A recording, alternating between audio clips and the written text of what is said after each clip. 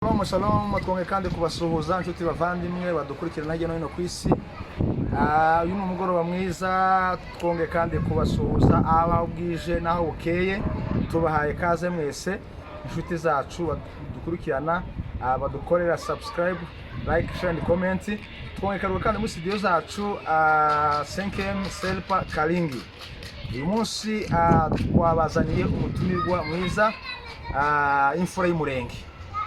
Rugenza TV ni umugabo wubatse, reka aze kutwibwira kugira ngo tuze kumwegereza kugira ngo aze kutuganirira bukeya.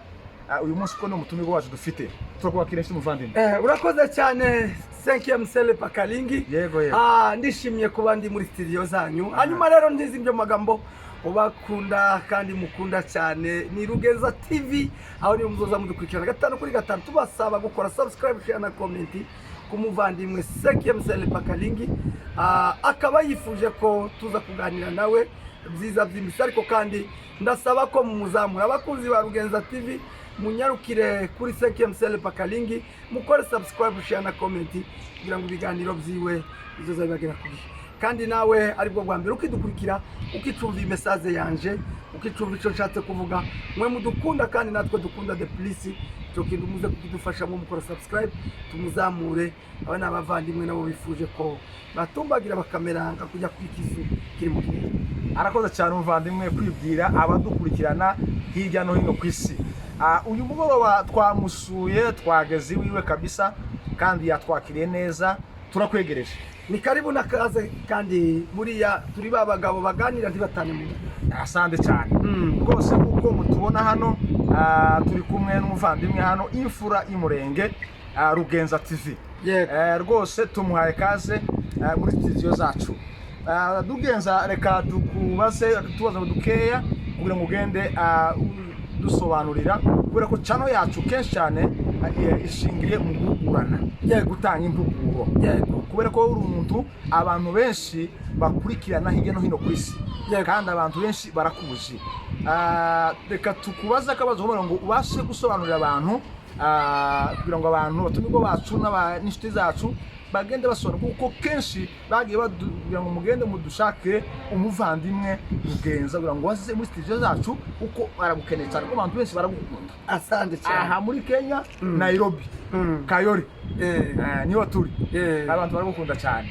Rero muvandimwe, reka ubashe kubwira abantu, udusobanurire umuco kinyamurenge. Ubu nyine abantu benshi bageze mu mahanga cyangwa bageze mu migi batumuco.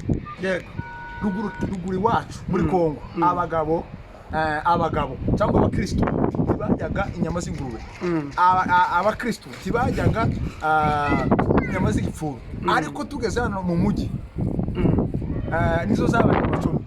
None umuco wacu twawutaye gute tuvanga n'imico y'amahanga? Urakoze cyane. Uburi ubwira wumva ntavunika, twe turi babandi mutuma tukabatumikira, kandi nimutera udutebe tubageza amakuru y'iwacu y'umurenge. Umuco wacu nuvuga ngo umuco wacu waranzwe n'ibintu birenga mu ijana, ariko ndavuga mu bikeya kubera kuko leta ijana, kandi nawe uri umutemwe ukirere. Umuco wacu wa kinyamurenge, twebwe tugira umuco wihariye utandukanye n'indi mico y'abandi. Hari ikintu tugira n'ubu ngubu ngira ngo nsaba abantu bose badukurikirana bose ku isi kugira ngo bazokigira ihame kizobe nka hymne nationale se cyangwa nk'indirimbo yubahiriza igihugu. Icyambere ku isonga tugira ikintu indi mico itagira se cyangwa andi makominote se cyangwa atagira cyangwa andi masosiyete. Twebwe tugira ikintu cyo kwibwirana, tukibwirana ukavuga ngo uwo kwande nduwo kwa runaka, uwo kwa runaka kaba umwishwa wo kwa runaka w'abanaka kabari muyomba n'aba bari batuye aha naha. Ico ni ikintu gitandukanye ku yandi moko abandi batagira. Nubwo turi mahanga, nubwo kigerageza gucika, ariko nticocika kubera kuko niyo password dusigaranye andi makominete atagira. Ikindi cya kabiri tukagira kwizerana, nukuvuga ngo maze kukwibwira, nabonye nkejo bundi papa yaraje umushitsi ngo buce nibi byavuze ngo buce wa mushitsi, aramwibwira papa aramumenya, yamuhaye indaro ngo buje guca mu gitondo aratwiba. Reka yamayi urumva ko ngo yataye umuco, ariko twari twamwizeye, yari yamwizeye ndetse tugaragaza kubwira n'ababyeyi be baramutubesha ngo bazishura telefone iragenda papa ngo mubwire ati ngerageze gusakuriza se iwabo w'uyu musore papa ati mureka jane n'ibyisi nzogura indi uwo ni umuco n'urugero nari ntanze ni ukuvuga ngo umuco wacu wa kinyamurenge ushingiye ku ndangagaciro na kirazira za kinyamurenge hari kirazira na kiraziririzwa ni ukuvuga ngo ari ikintu cyabagaho kudasangira n'abishwa umwishwa yitwaga n'umwishwa ruzigwa waramubahaga ndetse kubera kuko ari umwana wa mushiki wawe se cyangwa umwana w'umwana wawe ibintu nk'ibyo umuco rero wa kinyamurenge tukagira urukundo ubumwe gushyira hamwe kuvugira hamwe nubwo twageze imahanga politike zigenda zidutandukanya bamwe ngo nutugara abandi ngo nitwigwaneho ariko buri ico dupfana kira utico twopfa ikindi cya kabiri twese turi bene nyakivuruga kivurugira mu chance kimwe umunyamurenge wese ava kagera ku isi numwe ko bizodutandukanya ko bizovuga ibindi niyo bizodutandukanya ntacyo byogera kubera kuko umunyamurenge ntawo kwikura uwo ari we kuko n'ubu nyine nibwo twatuvuga ibyo bya politiki urusasu ruri mu kuza nduri mu gutoranya ngo uyu ni twigwane wese cyangwa ngo uyu ngo nakagara twese bitugeraho kumwe cyo kimwe notre faciès se cyangwa apparence physique yacu yerekana abo turibo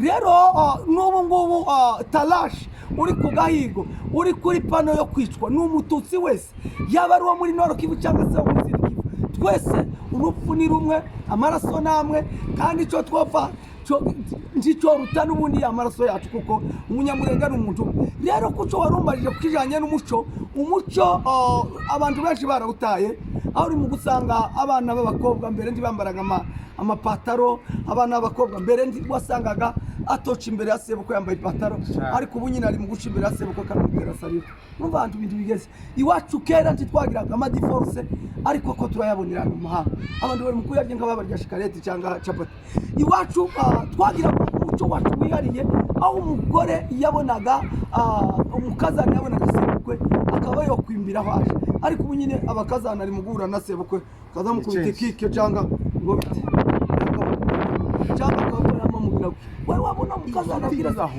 ibyo bintu ninde wabarusubundi mugarageze tugarure wa muco wacu nubwo turi mahanga arahanda titwivange n'amahanga dukundane tube hamwe dusangire hamwe tubone mugenzi wawe hayitwa n'inzara dusangirire hamwe turebere hamwe uwo ni umuco wa kinyamurenge arakoze cyane umuvandimwe Rugenza TV rwose twabwigutsuye tubazane arakoze cyane umuvandimwe kudusobanurira rwose ubundi umuco nyamurenge abantu benshi barawutaye kandi nubwo twageze mu muhanda nako mu mahanga ntabwo tugomba guta umuco ahubwo tugomba kuwuzirikana kubera ko umuco ushorana n'ubukristo ariko kandi tukubaze ikindi kibazo rero dusobanura ubu hano turi mu mahanga dufite bashiki bacu ko twe kenshi twibanda cyane ku mpuguro abazogenda badukurikirana kugira ngo wenda niba basumva bazagire wenda umwanzuro bafata kugira ngo bahinduke ubabwira uwo nariwe kera njyewe nari umumwe nakoraga ibintu byinshi ariko kubera ko Kristo yangire neza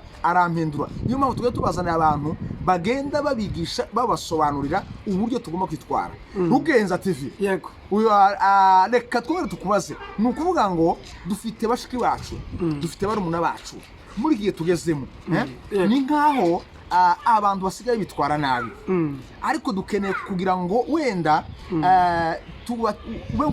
kubaha impanuro uburyo bagomba kwitwara muri iki gihe dufite bashiki bacu basigaye mu nzoga barumuna bacu basigaye mu nzoga abandi babaye birara ntibumvire n'ababyeyi none niye mpanuro ushobora guheza urubyiruko rwacu dufite muri gihe kandi nibo dutegerezemo imbaraga zije urakoze cyane 5e Ciel TV aho niho Karingi turabasaba ngo mukore subscribe kandi twongeye kurisubiramo mubakore subscribe kugira ngo muzamure kandi atumva kiragire kure hanyuma ko cyo rumbajije kukijanye natwe kubijanye n'imyitwarire nukuvuga ngo twebwe turi new generation iri rooted in culture abanyamulenge turi urubyiruko rushingiye imizi kundangagaciro na kirazira za kinyamurenge nukuvuga ngo kera mu kinyamurenge abana b'abakobwa ndi bamwagizuka mu kinyamurenge kera wasangaga abanyamurenge à l'époque abakobwa bacu bari abantu bibungenga bakirinda kuba bo kwivanga n'andi mahanga se cyangwa n'ibindi bibazo ibyo ari byo byose. Ni ukuvuga ngo rero twebwe nk'abanyamurenge ku bakobwa bacu turabasaba nubwo turi mahanga, nubwo turi mu bibazo bikomeye, nubwo turi enclave, nubwo tutari iwacu, tugaragaze kwirinda kwikomfondera se cyangwa kwikomporta nk'abanyamahanga se cyangwa nk'abanyagihugu twasanze, kubera abasore benshi ubu nyine usanga babarya ibihuru, abandi bari mu nzoga, abandi bari mu, ariko ibyo byose ntimukibagize ko muri abana b'Umurenge, ibyo muzonyuramo byose, ibyo muzokora byose ntibikabakureho abo muri bo, muzohore muhararira kuba abo muri bo, kandi muzohore mutekereza kumva ko Umurenge nta zindi mbaraga dufite, nitwe twenyine. Urubyiruko rwacu rero nituramuka turutakaje, tuzoba dutakaje imbaraga z'igihugu. Nibwo tutafite ntitwogera kubura igihugu ngo turangiza tubure kubura urubyiruko, ngo niturangiza ngo tuvuge ngo haraho twatugana, ntaho tuzoba twatugana. Rero urubyiruko turabasaba kwibungenga kugira ngo mugire indangagaciro na kirazira za kinyamurenge, mugire umuco wacu w'ubwumvire no kubaha ababyeyi no kumvira ababyeyi. Dufite ikibazo muri kino gihe aho uri mu gusanga niba umwana w'umukobwa ari we wawukora muri Kinyozi se cyangwa ari we wawukora muri Protector se cyangwa akora mu iduka, ababyeyi wenda ni bakuru barashaje ntaco bakora, wenda ngo kubera ko wa mukobwa abafasha kwishura inzu no kubakorera bimwe n'ibindi, icyo gihe ngo umubyeyi ngo nazoza muvuga ngo azoza yamucira mu maso ngo se mu maziki mukuri. Baca umugani ngo urukwavu rukuze gonka abana, mwabana mwe atababyeyi kubera kuko mwebwe ari mwe mwamukora, umubyeyi ntakivuga ngo navuga ngo urakupa umuriro n'amazi, umubyeyi ndiyo bakiguha impanuro, umubyeyi ndiyo bakubwira ngo ko watashe saa 5, ko watashe saa 6 z'ijoro waruriye, waje kumubwira ati niwongera kuzombazaho nari mvuye mu kazi kagutunga kwishura n'inzu nzobivamo nigende. Ibyo muribesha buriya ubukire se cyangwa iterambere ryose nta rutugu rukura ngo rusumbe ijosi. Bwana munyamakuru namwe mudukurikira ku isi yose, buriya imbanuro y'umubyeyi baza baca umugani baswari ngo kinywa cha mzee kinanuka lakini akisema uongo. Mwabana mwe nimumvira imbanuro z'ababyeyi, ababyeyi barababyaye barabarera kugeza umubaye abantu bakuru, namwe ikiri cyo giye kubera ari kwisi ari witugejeje, ikiri cyo giye namwe abantu kugira ngo murera ababyeyi bayo, ariko nubwo mubarera ni mubarera avec le discipline, ni mwumvira ababyeyi banyu, ni mukora ikintu cyotuma ejo ababyeyi nasaza agusigirirage n'umugisha avuga ngo nawe unkore wa mwana wanje we, nawe abazo gukomoka abazo bigukorera. Ubwo niryo rage niwo mugisha w'ababyeyi. Rero abana b'abakobwa muri mu gutaha saa 8 saa 9 z'ijoro ngo nuko wafasha ababyeyi, aho muribesha.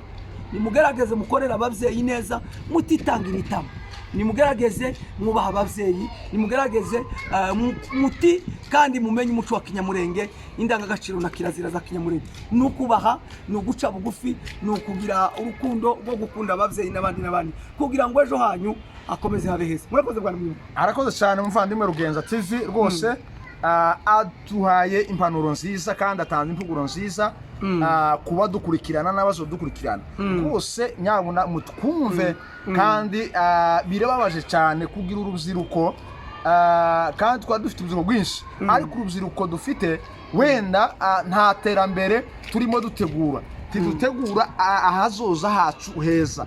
Ariko icyo twabasaba, buriya inzoga zirica, inzoga ntabwo zitanga ubuzima, ziraharibisha. Ariko rero rwose mugende muhindukire kandi muve muri ibyo, kuko nimwe dutegerejemo ahazoza heza h'igihugu cacu. Arakoze cyane umuvandimwe wacu Rugenza TV, turamushimiye cyane by'ukuri. Kumufatisha byaba bigoye, twateze kugira ngo tumugereho rwose. Imana igumugisha. Urakoze cyane kandi turagushimiye kuko wabanye natwe. Impanuro zawe ziba zikenewe ahantu hose. Buriya iyo umuntu afite icyo kurusha ugomba kumwegera kugira ngo wenda agire isoyo yo kubwira.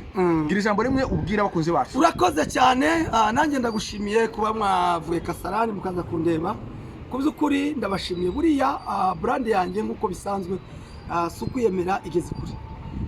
Rero dukende kuzamura abana bantu nabo, buriya ntaho umuntu ashobora kugera atagerejwe n'abandi.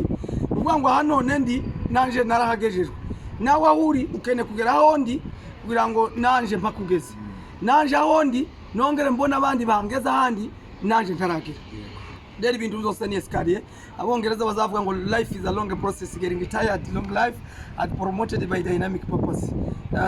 Determination yacu se cyangwa purpose cyangwa se decision ni making achieving our goals cyangwa se kugera ku ntego.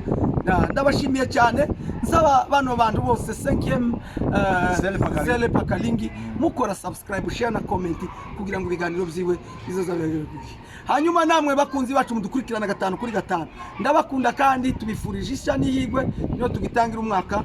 Abatarambonye abambonye ubu nyine ndabashimiye kandi mukomeze muturebe kuri Rugenza TV ndetse na mugenzi wanje. Hanyuma akanyuma ndangirizaho, ndasaba wewe wandika kuri commentaire niko rukuta rwanyu nimudukenera, kandi tuzongera tugaruke kuri 5e Zele Pakalingi tuze kuvuga ico muzokena ko tubabwira. Turi tayari, turi umunyamurenge wujuje ubuziranenge, turi umunyamurenge wo tugayayogawa, turi umunyamurenge uri proud nk'umunyamurenge uzovugira umunyamurenge kuzogeza nawe avuge kuri isi. Rero kubaho kwacu ndabizi ko atari imbabazi z'agace, ariko kandi kubaho kwacu ni igeno ry'Imana, kandi kubaho kwacu nuko dufite ibyiringiro by'ejo hazaza ko byanga byakundi bituvugira mu mahanga tuzobivugira no kurutaka bwacu. Saba n'abantu bose ngo mukomeze muyangana ibihe bibi twatunyuramo, ndagahora gahanze ejo nejo bundi tuzogera imurenge hatubyaye iwabo w'inuma ziguguziye zikaririmba ubwiza bw'umurenge. Intaye guys, arakoze cyane Rugenza TV, turamushimiye, dushimira abakunzi bacu badukurikira hirya no hino ku isi, turabashimiye cyane, Imana ibamugisha. Ni ukuvuga ngo muvandimwe tuzongera tumutumire muri studio zacu kubera kuko ni inshuti n'umuvandimwe rwose. Turabashimiye cyane. Arangirije ku ijambo rivuga ngo kubaho kwacu ntabwo ari impuhwe z'agace, oya, aho mureke tubeho kubera ko Imana idufiteho umugambi. Buri wese akunde mugenzi wiwe, rwose nibwo tuzogira ubuzima bwiza. Murakoze cyane, Imana ibamugisha. Wimurenge intare za salamu.